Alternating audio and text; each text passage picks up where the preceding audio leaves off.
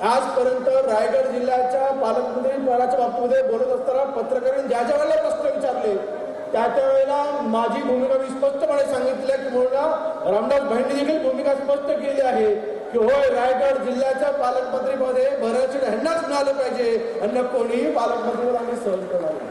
भरत शेठ यांना उदंड अशा प्रकारचं आयुष्य मिळो, मंत्री तर ते झालेत। आता एकच इच्छा त्यांची बाकी आहे, तुमच्या सगळ्यांची इच्छा बाकी आहे, त्यासाठी सुद्धा वाढदिवसानिमित्त त्यांना मनापासून या ठिकाणी शुभेच्छा देतो। आदरणीय एकनाथजी शिंदे साहेब, आदरणीय देवेंद्रजी फडणवीस साहेब या दोघांच्याही नेतृत्वाखाली आपण पाहिलं असेल गेले 2.5 वर्षापूर्वी ज्यावेळेस सत्तांतर झालं त्यावेळेला शिवसेनेने भाजप म्हणून या ठिकाणी झालं, त्यानंतर मागच्या दरवाजाने राष्ट्रवादी आली।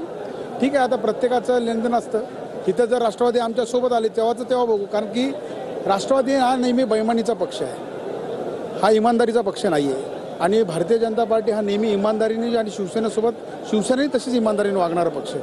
म्हणून हे दोन्ही संगत ज्यावेळेला चालतील त्यावेळी जिल्ह्यामध्ये हे दोन्ही पक्ष एक नंबरला असतात, पण आम्हाला राष्ट्रवादीची गरज लागणार नाही।